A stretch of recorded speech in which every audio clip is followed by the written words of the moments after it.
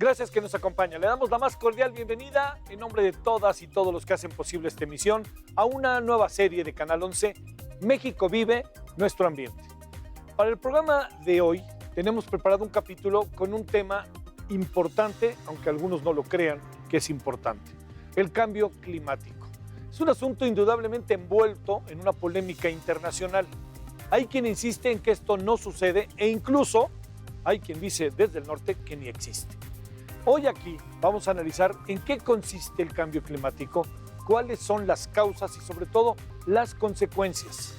¿Es reversible? ¿Qué estamos haciendo bien? ¿Qué estamos haciendo mal? ¿Cómo afecta específicamente a México y qué nos depara el futuro en materia ambiental? Quédese con nosotros, vamos a conversar acerca de este tema que es de todos, empezando por nosotros. México Vive, Nuestro Ambiente. Comenzamos.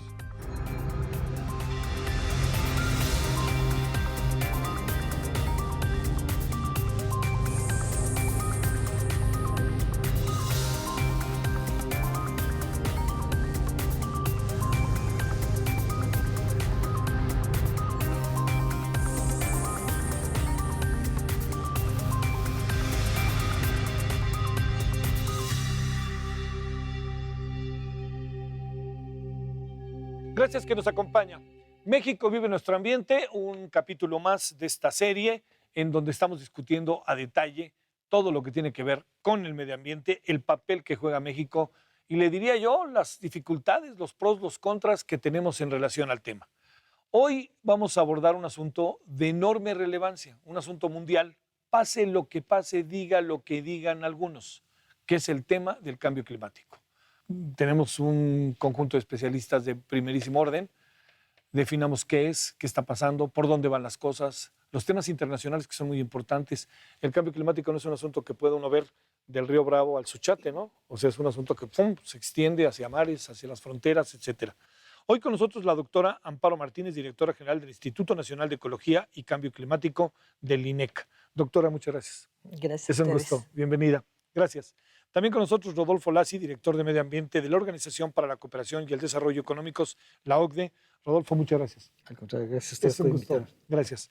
También con nosotros Juan Carlos Arredondo, encargado del despacho de la Subsecretaría de Planeación y Política Ambiental de la Semarnat. Juan Carlos, gracias. Gracias, Javier. Buenas tardes. Es un gusto que estén aquí.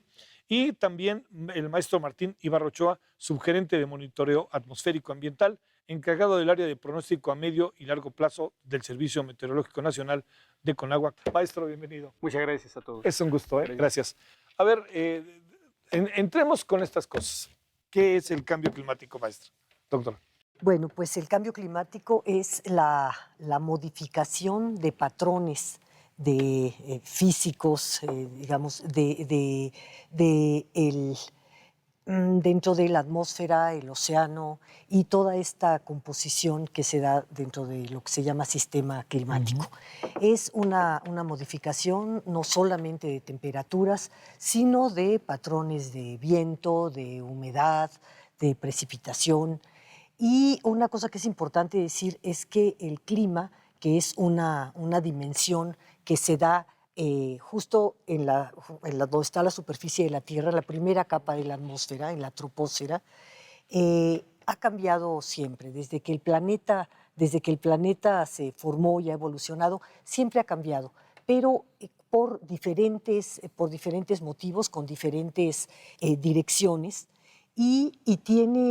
Pero por lo que podemos distinguir ahora es por la escala precisamente, porque ha cambiado en términos de procesos que llevan miles de años, millones de años, y en este caso estamos observando un cambio que está a escala humana.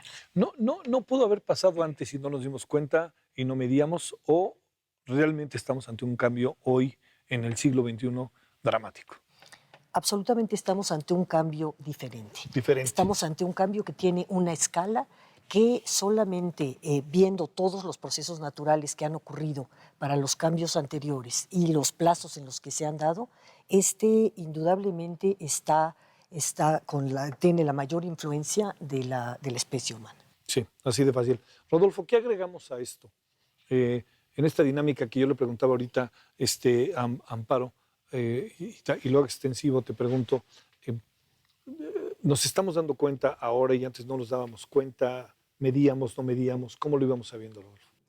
Bueno, en realidad la humanidad ha creado condiciones para poder tener el pulso del planeta de manera continua a través de satélites instrumentados muy sofisticados y podemos conocer las concentraciones de los gases de la atmósfera, en particular los que son gases de efecto invernadero. Y no solamente sabemos cuáles son sus concentraciones porque tenemos estos instrumentos satelitales a nivel de la superficie terrestre, sino también cuáles son las concentraciones cuando estos gases, por ejemplo, se diluyen en el océano. Sí. Empezamos a conocer muy bien la dinámica de los océanos y tenemos una red meteorológica, México participa en esa red meteorológica mundial, con sensores terrestres, boyas marinas que nos permiten literalmente estar seguros de que el clima está cambiando en virtud de la nueva composición gaseosa de la atmósfera.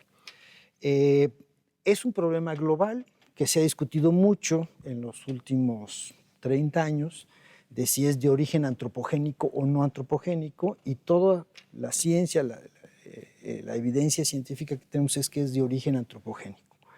Es el segundo problema global de origen antropogénico al cual nos estamos enfrentando a nivel atmosférico.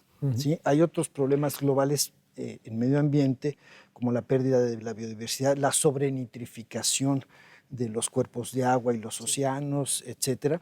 Pero este de nivel atmosférico es el segundo. El primero que tuvimos fue la destrucción de la capa de ozono, ¿no? Y a través de un protocolo, el protocolo de Montreal, se resolvió este problema. A través del ¿Se resolvió? Sí, se resolvió. Ahorita hay un resurgimiento de emisiones de gases, particularmente CFCs, que pensábamos que ya no se producían, pero China volvió a producirlos, ¿no? Entonces ya se había resuelto el problema. Bueno, siempre hay fuerzas económicas que por, digamos, la ganancia de corto plazo reactivan un problema de contaminación que ya había sido superado por la humanidad.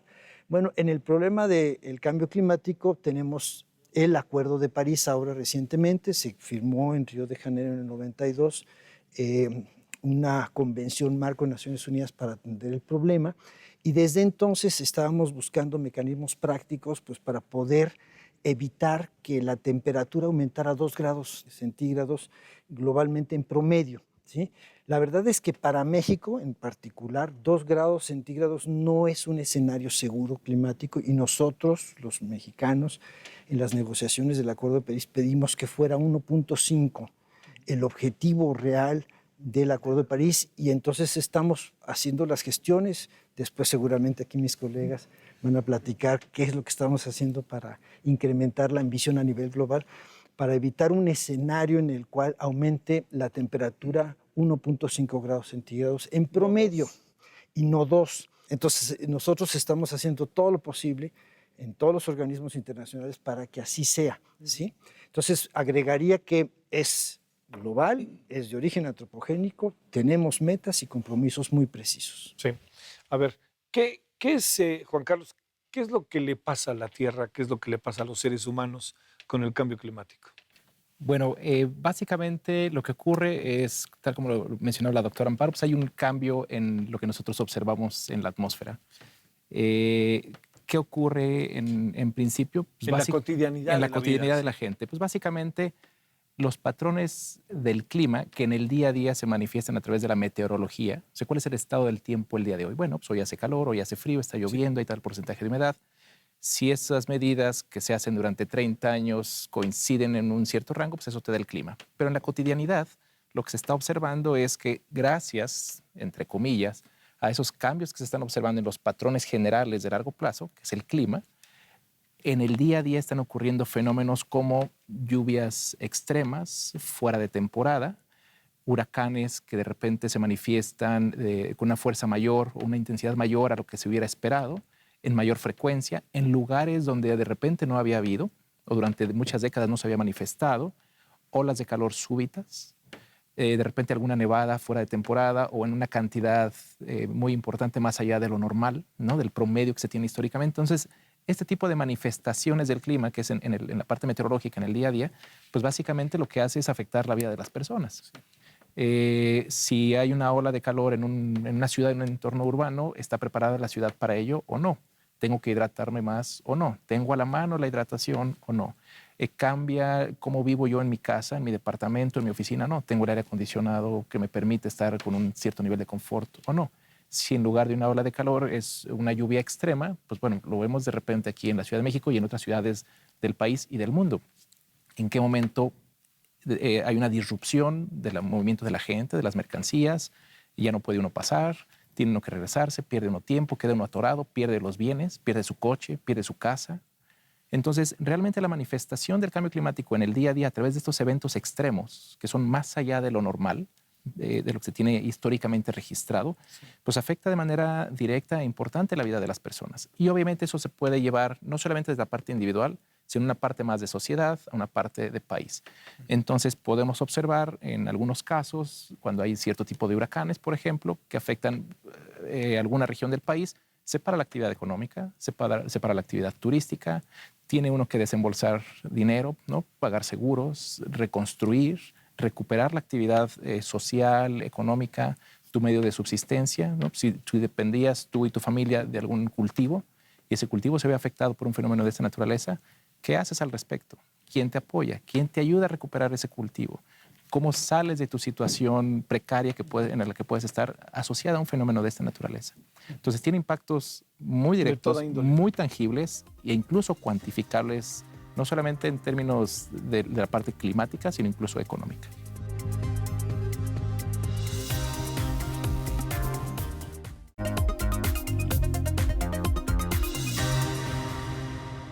A ver, Martín, muchas veces cuando hablamos sobre el tema del servicio meteorológico, de repente uno platica con ustedes y dice, y ustedes mismos nos dicen, tenemos memoria corta, pero hace un año estaba pasando lo mismo, por decir algo, ¿no? ¿Hace un año estaba pasando lo mismo o es tan imperceptible que no nos damos cuenta? Así es. Yo creo que algo importante que hacemos en el Servicio Meteorológico Nacional, como comentaba el doctor Lassi, bueno, nosotros somos la fuente que está de un acervo climatológico importante. Tenemos mediciones de las estaciones climatológicas, estamos hablando de principios del siglo XIX, todo lo que es el siglo XX y lo que llevamos actualmente. Estas estaciones son las que de alguna manera nos dan el pulso de qué es lo que está pasando con la precipitación y la temperatura. Contamos actualmente con un acervo climatológico de cerca de 5,000 estaciones que están distribuidas a lo largo del territorio nacional. No quiere decir que todas ellas han estado funcionando en todo el periodo de su vida. Lógicamente ha habido periodos en los que la mayoría están operando, otras en los que se han... O sea, todo se mide. Todo se mide. Claro. Así es, lluvia y temperatura. Entonces, hacemos uso de toda esa tecnología, imágenes satelitales también para estimar la cantidad de precipitación que nos ha dejado un huracán y eso contrastarlo contra el dato observado. Entonces, si obtenemos las temperaturas medias anuales del periodo del 71 al 2018, y esto es como tú comentas, es un periodo sumamente corto, o sea, para hablar de cambio climático, otro problema que tenemos son las series largas de tiempo. Entonces, hace un rato, bueno, comentaba, tenemos información del siglo XIX, ¿no? Pero ¿qué ha pasado anteriormente? Y ahí la academia, los compañeros que están en la investigación, pues haciendo uso de la dendrocronología, de hacer perforaciones en los casquetes polares, pues también pueden hacer algunas inferencias de cómo se ha comportado el clima en periodos más amplios de tiempo. Pero al menos aquí para México lo que nosotros hemos encontrado es que a partir del año 2005, si consideramos que México se caracteriza por una temperatura media anual de 20.9 grados Celsius, a partir del 2005 empezamos a tener temperaturas medias por arriba de ese valor. 20.5. Así es. Entonces, por ejemplo, en el 2005 tuvimos 21.4, en el 2006 tuvimos 21.9, y en los años recientes, 2017, 2016, 2015, 2014, 2013, se estuvieron batiendo estos récords de temperaturas medias en el territorio nacional. Estamos hablando de que pasamos de temperaturas de 21.9 en el 2013 a 22.1 en el 2014, La misma se repitió en el 2015, 22.4 en el 2016 y 22.6 en el 2017. Entonces 2017 se caracterizó como uno de los años más cálidos para México. Oye, pero entonces vamos arriba del 1.5, ¿no? A eso voy. ¿No? A ver, si hacemos la diferencia entre la climatología 81-2010, que es de 20.9, sí, y vemos estos valores que les acabo de comentar, bueno, nos encontramos que con el año 2016 justamente tenemos esa anomalía positiva de 1.5. sí. Si nos vamos al año ya 2017, ya estamos hablando de 1.7. Wow. Entonces, vaya, anteriormente también tuvimos anomalías positivas, pero estuvieron alrededor de 1 grado. Entonces, estos últimos años se caracterizaron por ese incremento, ¿no? de temperatura. Midiendo esto que seguramente con tus pares del mundo, el mundo entero está igual, más o menos, o sea, quizás algunos más agudo que en otros, Así es, ¿o no? Así es. Bueno, nosotros contribuimos a una publicación que es el BAMS, que es de Estados Unidos, es la Asociación Meteorológica, y compartimos con ellas la información para México, y ahí también, bueno, se comparte de otra información. Sí. Cada país en el mundo manda su reporte, y sí, efectivamente, como tú comentas, hay algunos países donde tienen un incremento, hay otros donde es, lo que comentaba también el compañero, hay algunos lugares donde se calienta, tenemos mayor calentamiento, y en otros donde va a la baja, ¿no? Inclusive aquí en México, bueno, tenemos áreas donde podemos diagnosticar que pueden ir hacia arriba y otras que están en decremento, ¿no? ¿Qué hace que estén hacia arriba o hacia abajo? Me imagino que son muchas variables, pero una respuesta ahí que pueda ser básica. Algo que hemos notado en los últimos años también, si hablamos, nosotros lo que estamos midiendo son la temperatura media, es un resultado de calcular las temperaturas máximas y las temperaturas mínimas, se hace un promedio. Entonces estamos vigilando esos otros valores también, y lo que hemos encontrado es que tanto en esas temperaturas máximas como en las temperaturas mínimas, se han hecho más cálidas en los últimos años, y las temperaturas mínimas ya no han sido tan mínimas como antes eran. Claro, ¿no? Lo que daba promedios. Así es, exactamente. Entonces, como comentaba la doctora, esto es la suma de condiciones que están pasando en el océano y la atmósfera. Algo que caracterizó el año pasado, el pasado invierno, fue la oscilación del Ártico. Entonces, esa oscilación lo que provocó fue que tuviéramos algunas tormentas invernales. Es una oscilación que tiene una variabilidad cada 3 semanas en promedio. En ocasiones puede ser que haga que tengamos más ingresos de frentes fríos que nos provoquen tormentas invernales. En ocasiones puede ser que no tengamos estos sistemas, pero es la suma de todo esto, de lo que está pasando en el océano y la atmósfera, lo que está haciendo estas variaciones positivas. A ver, ¿no? una pregunta técnica, más, maestro. Digamos, si pudiéramos nosotros tener una auténtica memoria, que no fuera corta la memoria, podríamos captar que hoy, que hace 2 años, en enero, por decir algo, hacía menos frío del que hace ahora. Bueno, tenemos registros para poder llegar a esa conclusión. Si tuviéramos esta memoria del ciudadano, no hablo del científico, ¿sí podríamos ser conscientes de eso o no? Sí, bueno, tenemos las publicaciones en el Servicio Meteorológico Nacional. Bueno, de hecho los invito al público en general, en la página web del servicio está el reporte mensual del clima. Entonces, en ese reporte mensual del clima, nosotros vamos dejando constancia de qué es lo que está pasando con la precipitación y la temperatura.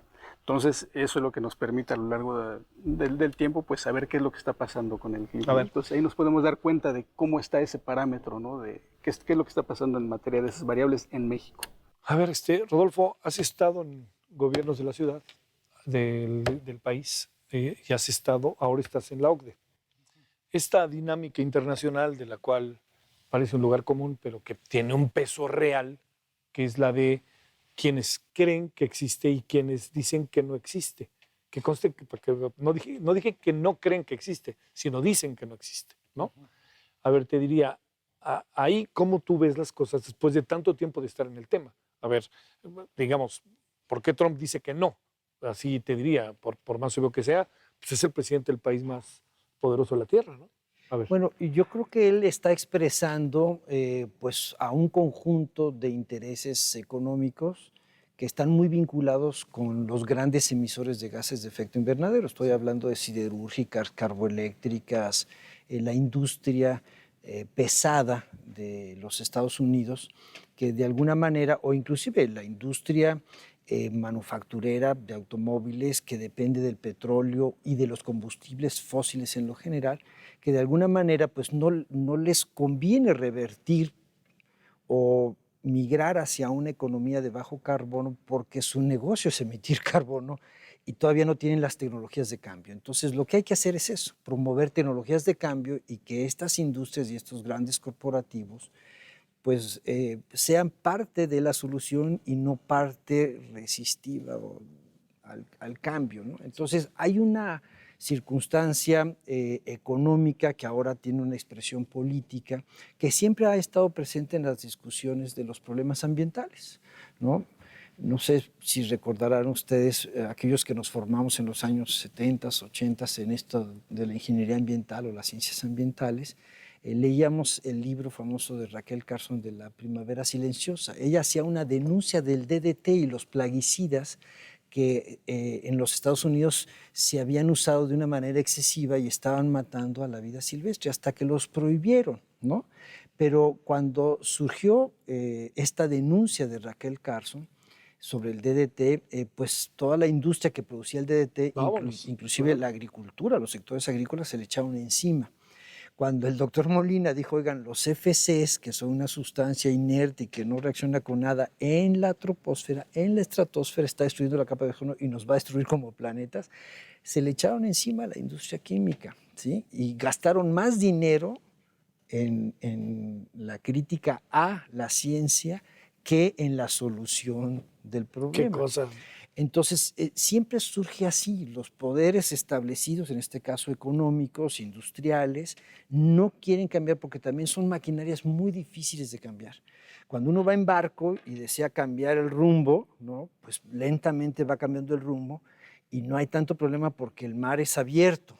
Pero si tú vas en ferrocarril y quieres cambiar el rumbo, Pues, necesitas consíguete la vía. Exactamente, tienes que parar. Claro. Tienes que crear una infraestructura para ir hacia la derecha o hacia la izquierda, ¿no? Y eso implica costos que no están dispuestos a asumir.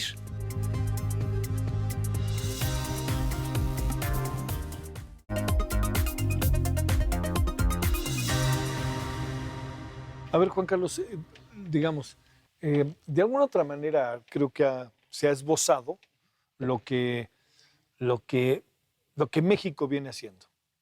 Pero te diría, de estas cosas que parecen como muy básicas, ¿no? La gente tiene conciencia del asunto en el país. No es tema de científicos solamente, quiero decir. Es decir, pues es algo que la gente platica. O sea, la gente se da cuenta que ahora ya no sabe si salir con un paraguas y un short o llevar sandalias y unas botas, ese tipo de cosas. Y si tú hablas con gente en el entorno rural, igualmente te sabrá decir que quizá no está lloviendo como antes. Entonces la gente tiene identificado Sí. ese elemento de que algo está pasando, ¿no? Y aquí el asunto es, uno, si todo mundo tiene una experiencia propia de que ha sido impactado, de que su vida ha sido afectada por algún fenómeno de esta naturaleza que está potencialmente asociado al cambio climático. Y dos, si ellos pueden hacer algo. Ellos, nosotros, todos los ciudadanos, ¿no? Todas las personas. Entonces, sí es importante dar el mensaje, transmitir el mensaje. ¿Puede toda persona hacer algo, toda familia? Por supuesto que sí. Porque en principio el origen del problema está asociado al uso de combustibles fósiles a nivel masivo. ¿Dónde se usan combustibles fósiles? Bueno, pues, levántate por la mañana, prepárate una quesadilla, prende la estufa y lo que estás utilizando es gas natural o gas LP, es un combustible fósil. Métete a bañar. Si no tienes un calentador solar, estás utilizando igualmente algún tipo de energético fósil. Sal de tu casa, muévete a tu trabajo, a tu escuela, a tu oficina, quizá vas en un vehículo tuyo o público, está utilizando un combustible fósil. Entonces, las oportunidades de tomar alguna decisión, alguna acción en lo individual están a la mano y al alcance de todos y en la cotidianidad, en el día a día. Por ejemplo, ¿qué tendrías que hacer? ¿Tendrías que usar parrillas eléctricas en casa? Bueno, quizás sí, quizá no, pero podrías a lo mejor disminuir el consumo eléctrico en casa. Podrías sustituir tus focos, podrías buscar que el cableado de tu casa fuera el mejor posible para un consumo más eficiente. Podrías tratar de tener ventanas más amplias para que la iluminación fuera diferente y no tuvieras que utilizar más luz. Podrías optar por caminar o andar en bicicleta en lugar de utilizar un coche. Entonces, todas esas decisiones, incluso de compra, influyen sobre la posibilidad de que el fenómeno persista, se agrave, o que ayudemos en el día a día a resolverlo, incluyendo, por ejemplo, hasta la compra de los electrodomésticos de tu casa. Entonces, no es algo que está allá solamente en la esfera política, que se debate en un tuit de alguien del norte contra el resto de la humanidad. Es algo que realmente puede ser atendido por todas las personas. Sí. A ver, doctora Amparo, déjame plantearte el asunto. Es un cambio de 180 grados, pero no es tan fácil, ¿no? O sea, yo sé que no es fácil, pero cuando digo no es tan fácil hemos sido históricamente educados a formas en donde incluso el propio desarrollo tecnológico nos mandó para allá, ¿no? Y pues nosotros lo asumimos también por criterios tan importantes en la vida como el de la comodidad, ¿no?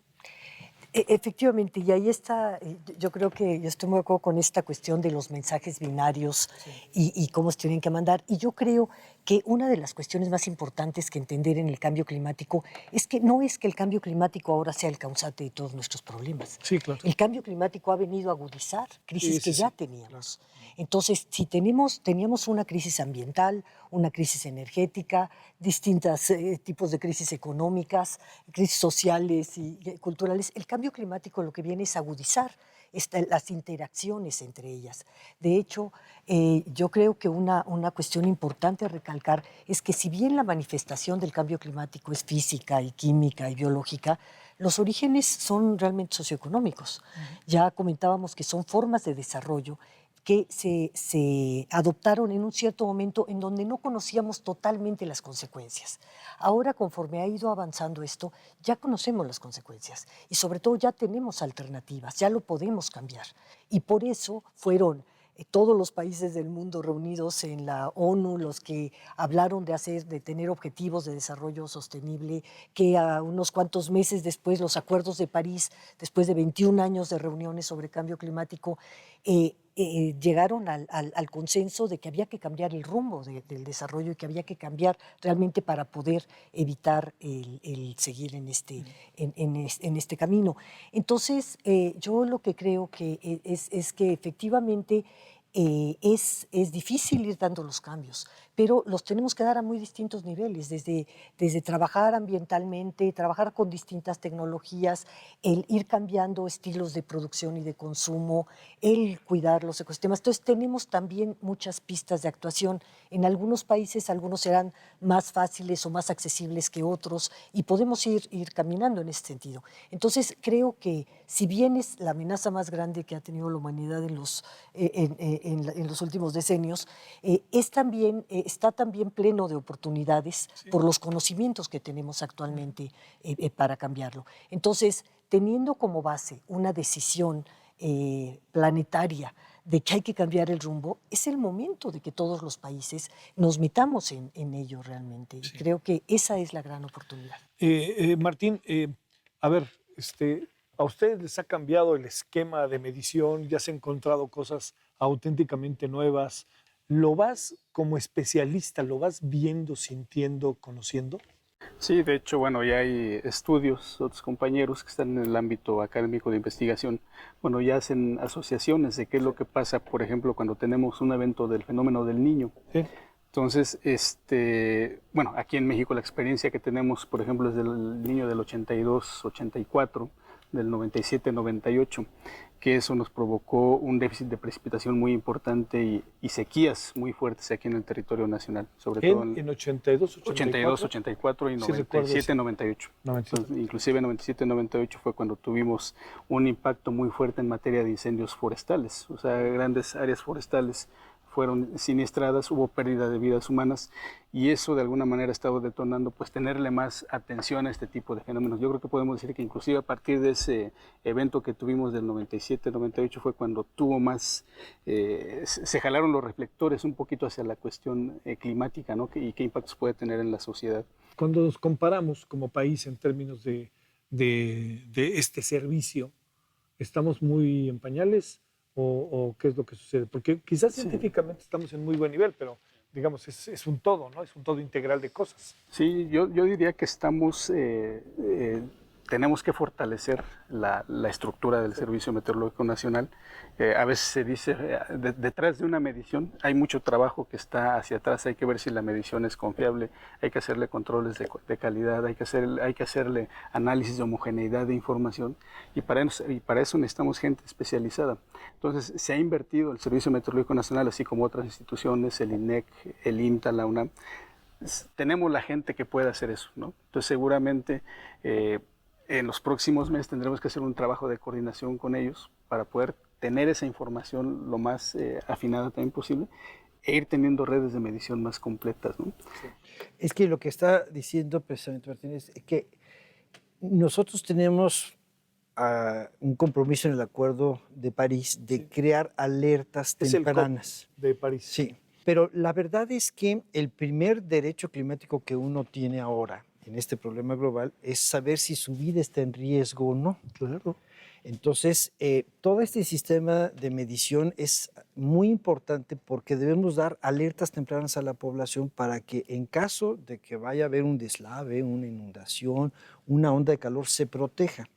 Y tiene que estar dentro del Servicio de Protección Civil. Entonces, está trabajando todo el aparataje del Servicio de Protección Civil con base en el compromiso que tenemos en el Acuerdo de París para crear alertas tempranas. No basta nada más pues, poner un anuncio en tweet, ¿no? Lo que basta es, o lo que podemos hacer ahora gracias a la tecnología, es avisarle a los teléfonos celulares de todas las personas que están en riesgo que salgan de esa zona o que se protejan o que directamente ya vayan al albergue, ¿no? Entonces ya tenemos esa tecnología y ahora la tenemos que concretar a la brevedad, porque eso nos va a permitir salvar vidas, en pocas palabras. Entonces, antes era un problema a lo mejor, pues, de que, bueno, pues los científicos dicen que está cambiando el clima. Ahora es, oigan, hay que salvar vidas de inmediato, pero hay que salvar cosechas, hay que salvar el abasto de agua. Ahorita en Chihuahua hay un problema de abasto de agua. En el noroeste del país tenemos desde este siglo un aumento de temperatura de 1 grado en promedio más de temperatura, y eso no se ha revertido, y como bien dice Conagua con toda su estadística, no se va a revertir. Entonces sí tenemos que sintonizarnos y cambiar nuestros hábitos cotidianos para bajar la emisión de gas de efecto invernadero, pero también para adaptarnos.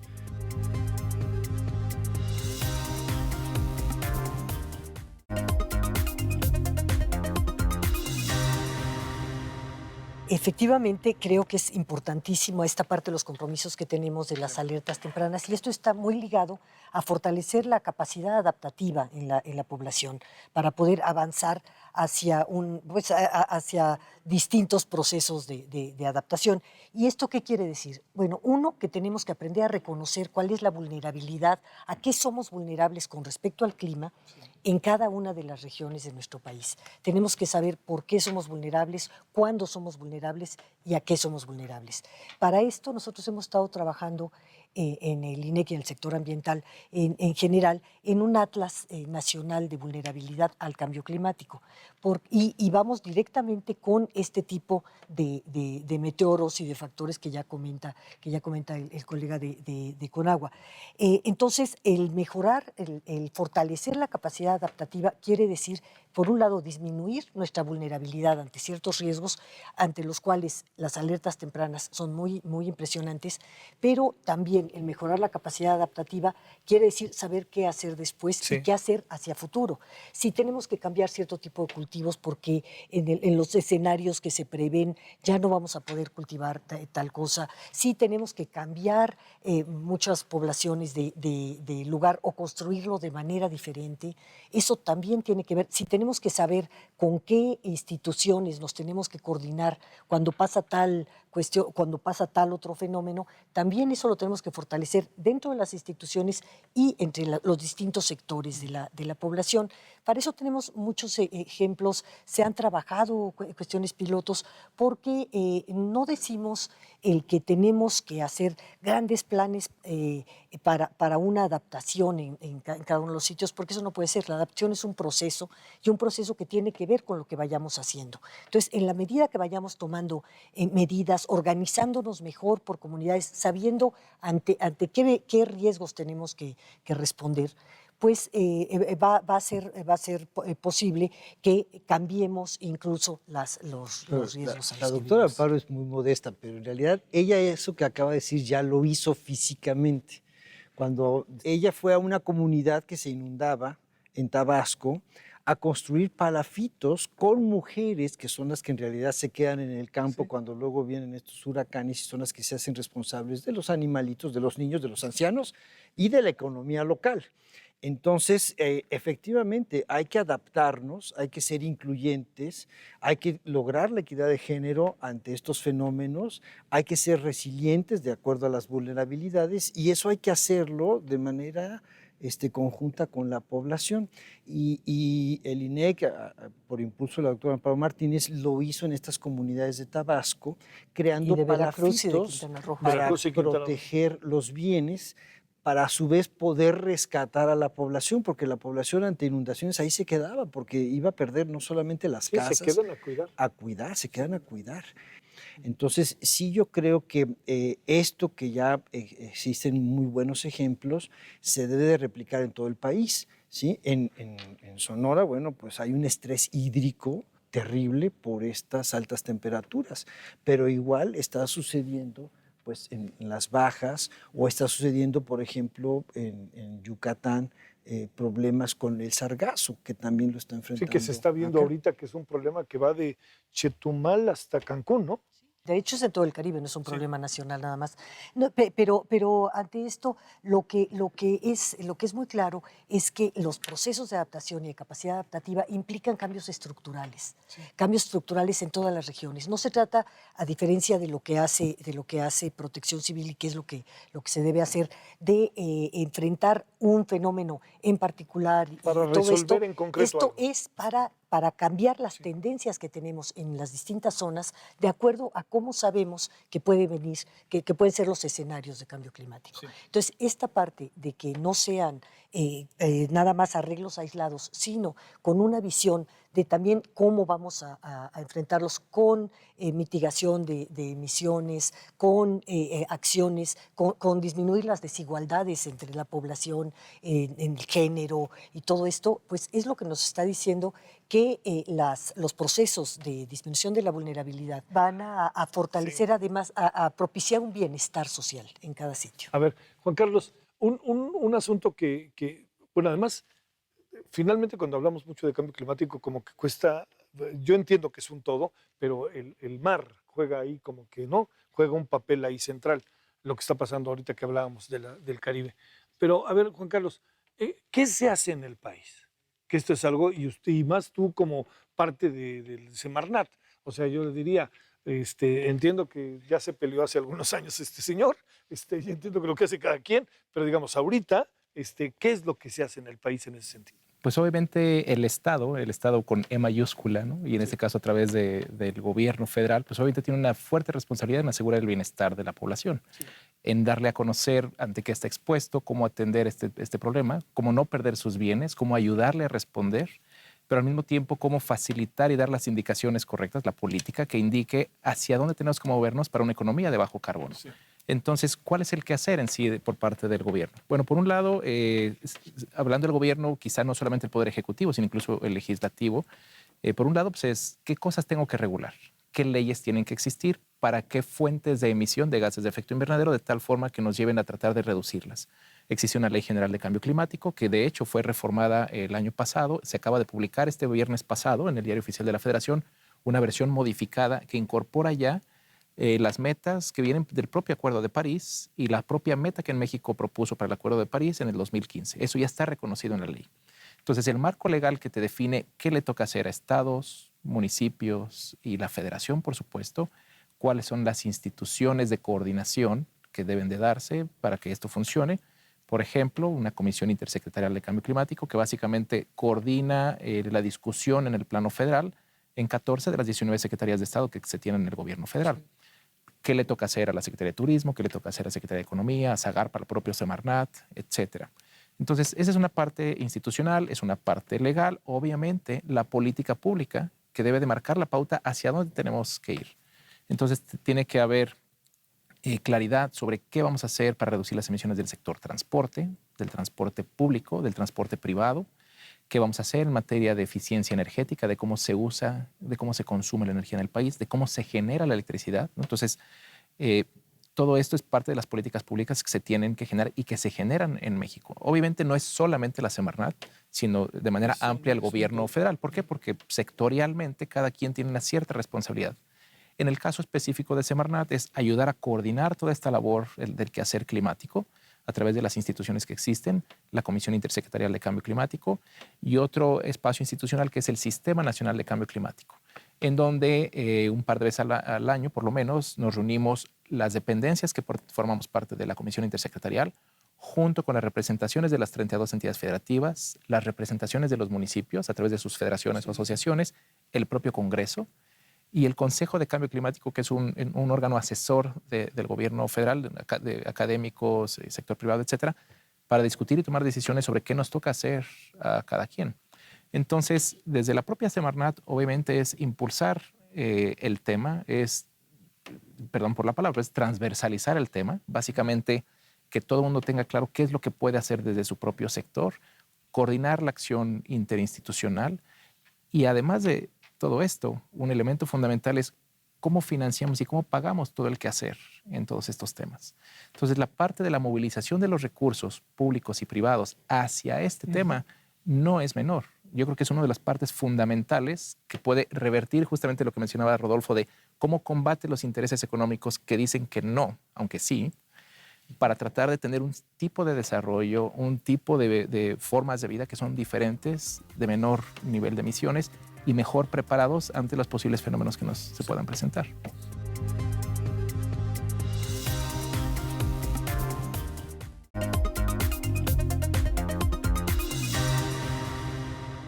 A ver, ¿por qué no damos una última ronda?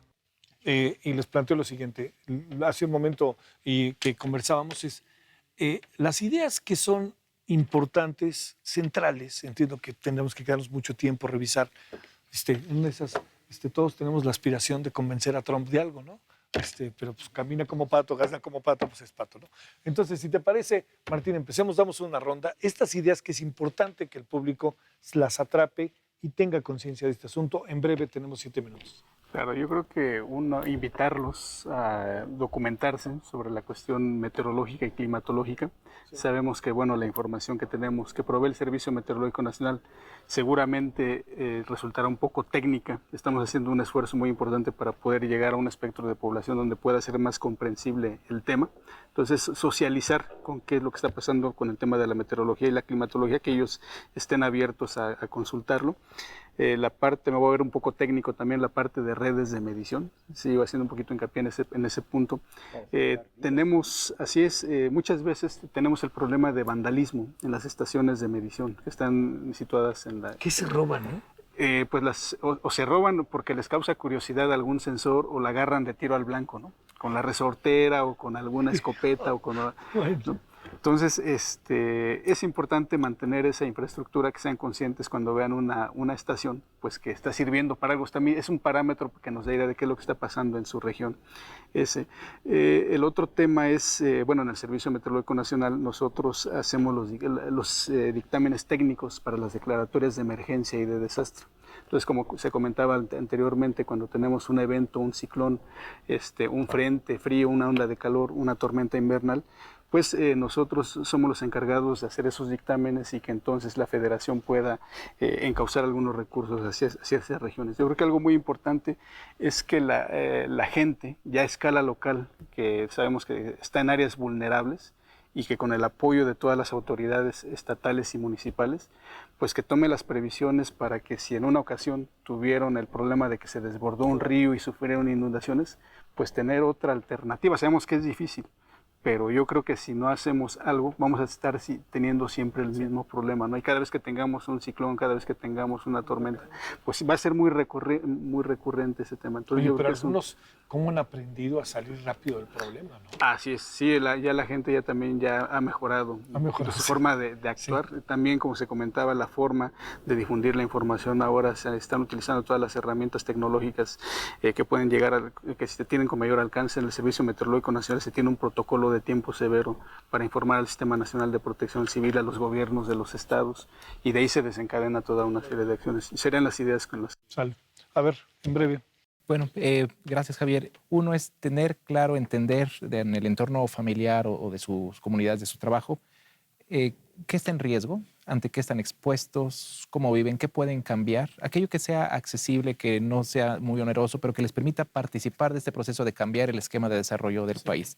Ese es un punto fundamental. Y otro que es muy importante recalcar es que la sociedad en su conjunto, las organizaciones, las empresas, etcétera, nos ayuden a dar continuidad al tema. Quizá poco se sabe, pero México es un líder internacional en materia de cambio climático. O sea, si uno sale del país y se presenta en foros internacionales, platica acerca de esto, hay un reconocimiento muy amplio al quehacer del país. Obviamente son tiempos de cambio y es importante que el tema persista, que el nivel de interacción del país con otros países dentro del Acuerdo de París persista e incluso se incremente, que al interior del país, ¿no? Ojo, señores, por favor, pídanle al Congreso que asigne recursos adecuadamente, que apoye las políticas públicas en materia de cambio climático y, por supuesto, aquello que esté en las manos de cada ciudadano, que por favor, pues, en lo posible, que lo puedan hacer. A ver, doctora. Bueno, yo lo que quisiera que se quedara es que el cambio climático está aquí, es un proceso con el que vamos a tener que vivir por lo menos todo el siglo XXI, que hay algunos de sus efectos o de sus impactos que ya no vamos a poder parar, que ya van a estar ahí, porque va a haber todavía décadas en los que siga aumentando la temperatura a pesar de los esfuerzos, y que vale la pena que todos esos esfuerzos que tenemos que hacer se den de manera integral y de manera profunda, que se den en todos los sectores. Sí. La lucha contra el cambio climático abarca todo tipo de actividad y sobre todo es una lucha que se tiene que dar socialmente. Es algo en lo que tenemos que cambiar nuestras estructuras, nuestras maneras de producir, de consumir y todo colectivamente, y para esto es muy importante el que apuntalemos totalmente todas las instancias de arreglos institucionales para que continúen, para que se comuniquen, para que se hagan políticas integrales que nos permitan avanzar en ese campo. Entonces, a mí me parece que esa es la parte más importante. La que importante que se quede. Rodolfo. Bueno, por mi parte yo quisiera decir que invertir en la solución al problema del cambio climático es invertir en el crecimiento. Ese es uno de los estudios más importantes que ha publicado la OCDE el año pasado, en donde si nosotros invertimos lo que es necesario invertir para evitar ese incremento de 2 grados de temperatura, lo que vamos es hacer crecer la economía, ¿no?, al efectivamente disminuir los fenómenos hidrometeorológicos extremos y al reactivar la economía en esta revolución energética que nosotros estamos viendo de celdas fotovoltaicas, generadores eólicos. Y la economía mundial va a crecer 4.7% a nivel global si hacemos las inversiones correctas. Y nosotros como mexicanos vamos a ser más competitivos, vamos a poder exportar más, vamos a tener más empleos y van a ser empleos verdes, bien remunerados, que van a tener futuro. Lo peor que nos puede pasar es estancarnos en las tecnologías del pasado, producir autos para combustibles fósiles, producir o estar sujetos a los combustibles fósiles, porque eso no va a tener futuro en este siglo. Entonces hay que estar en el futuro y esto es parte del futuro. Sí. Bueno, tendrá que haber innumerables discusiones internacionales, ¿no?, sobre el tema y digo yo pienso que ojalá Estados Unidos vaya considerando, ¿no?, el asunto, porque como bien lo han explicado ustedes, pues no es un asunto solo del presidente, ¿no?, de Estados Unidos, a pesar de que le encabece el no, pero es evidente, como bien han dicho ustedes, que al interior de Estados Unidos pues es uno de los grandes. ¿Los chinos están haciendo lo suyo o no? Sí, los chinos están haciendo dos cosas a la vez, ¿no? Sí están haciendo crecer su economía con base en lo que ellos tienen, que es carbón, sí, pero a su vez están invirtiendo muchísimo dinero en nuevas tecnologías y las están globalizando. Sí. Y eso pues es un ejemplo de lo que también nosotros podemos hacer. Sí.